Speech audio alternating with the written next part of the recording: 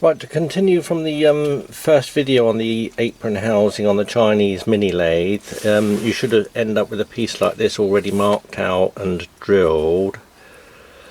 And when it's cut out and the hole is finished, it should look like that. Make sure the housing's nice and clean, put in the big gear, and the guard should fit on nicely like that. Flush with all the sides and just clear of that diameter there, and that is the perfect fit for that guard. Right, now I'll show you the correct method of reassemble of the apron housing. The first thing I do is fit the cam spindle for the half nut. It's possible to get this 180 degrees out, so you look at the ball indent and make sure when you drop it in that it's going to line up with the spring and ball screw hole. The first thing I do is put a smear of either moly lithium grease on the back. I use molybdenum disulfide paste on the back there, a smear of that, and on the spindle, and then drop it in and sight down to see the ball indent in the spindle. Drop the ball in, then the spring, and then the grub screw, and just lightly tighten that down until you find or feel that it's putting some tension on the spring, like that. And then you can just test whether it's clicking into its open and close position for the half nut.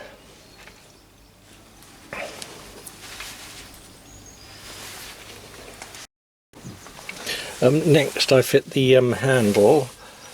I'll put a bit of moly grease or paste around there, line it up with the indent on the spindle and lock that up like that.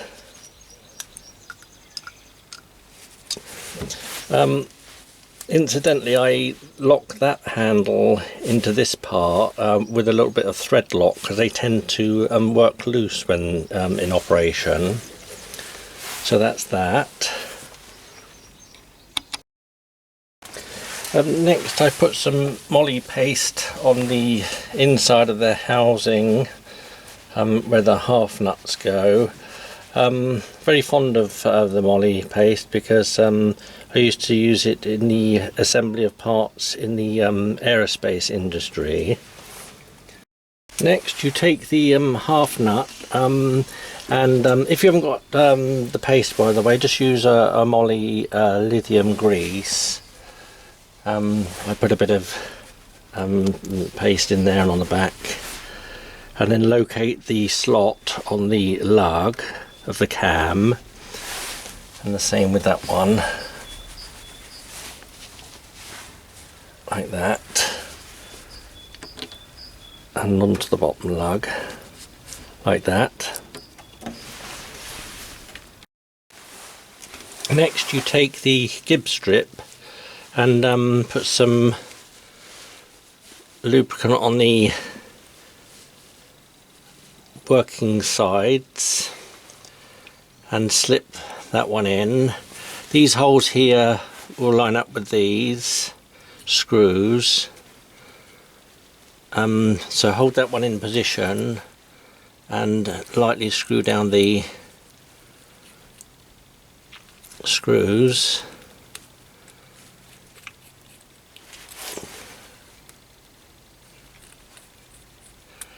like that, and then give it a push with the screwdriver. If it doesn't move, the screws have located in the indents. Next I fit the small gear with the bearing. I've put a light wipe of oil around that hole there, so you place that one in like that and check on the back here that there's an even gap around the spindle, and then you'll know that it's going to go in square.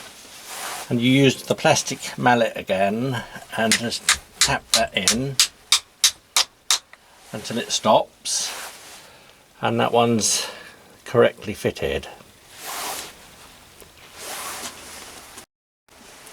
Next I take the large gear and cover that in lithium grease, moly grease. Put plenty on.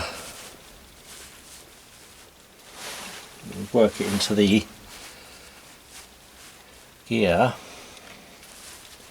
like that.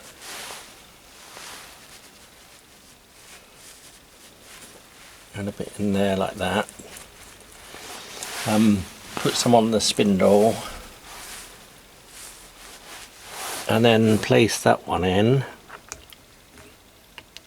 like that.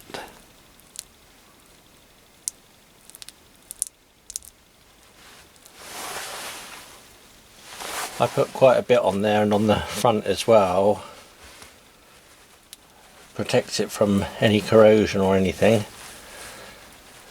Like that. And then you can fit the guard and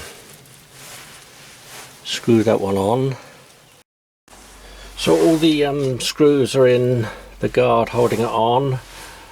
Next job, fit my PTFE spacer and my nice heavy chrome hand wheel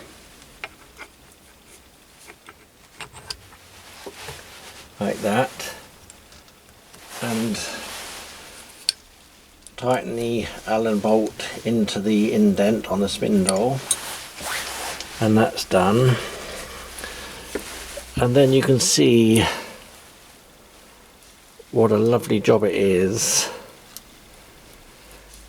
The grease is trapped in there, it can't come out at all, and it'll stay clean for many years. You can put it on the lathe and basically forget about the assembly. Right, I'll show you the correct method of fitting the apron housing back onto the mini lathe. I've greased the splines up here. Make sure you've got the Allen bolt for here at hand along with the Allen key. Clean the surface under here thoroughly and the top of here. Put the half nut into the open position like that, and then carefully slide it down over the lead screw like that. You might have to joggle it around a bit to get it into position, and put the bolts in like that, all the while supporting the apron housing. Don't let it drop because it could bend the lead screw. And screw these down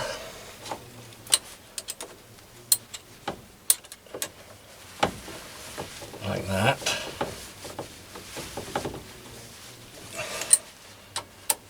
Just nip them up and then back them off or undo them half a turn. And it's very important like that to leave that loose at this stage. Then you fit the lead screw block on the end with the oiler at the top, so that slides on over the lead screw, and put the bolts in.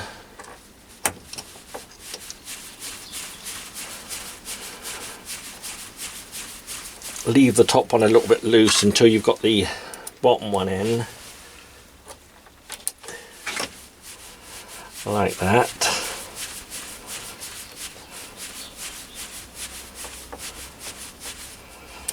And knit them up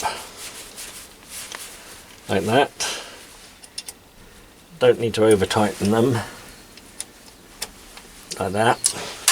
Then you put the locking collar on the back of the lead screw, screw it down to the block, and then back it off about 1/4 of a turn to 1/2 a turn, and hold it while you lock the Allen key in the end, like that.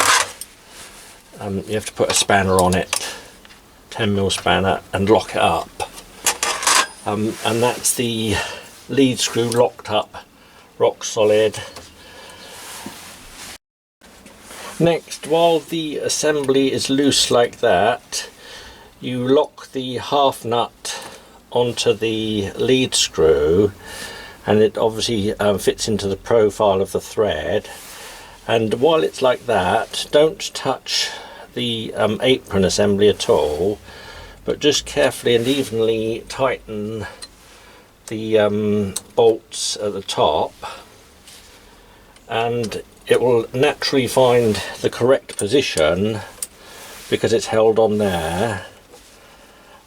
And you will find that when you operate the lever, it'll work perfectly like that. If you didn't follow that procedure and you just went ahead and tightened those up, you'll find that when you come to use your lever, it won't lock down. It'll give the impression that there's something wrong with the assembly here, and whereas all it is the apron housing is out of position to the lead screw, and the threads on the half nut are not matching the threads on the lead screw. They're not dropping into the profile. So if you've got an existing lathe where this one won't go down or it keeps jumping out, do that procedure where you just loosen those off, tighten that onto the lead screw, tighten back up, and you should find that it'll work perfectly like that. So that's it on the apron housing, gear cover and servicing. I have some other really good upgrades I'd like to show you when I get time. My compound slide, cross slide and carriage are rock solid, yet they all operate lovely and smooth. I'd like to show you some videos later on how to achieve this without having to grind or lap the beds. And I have various other things I can show you on the headstock, the gears, and I've got a nice speed reduction kit on the back here which reduces the top speeds yet gives you more torque, which I bought from the USA. I'd like to show you that sometime. And so thank you for watching, and I hope you enjoyed the videos.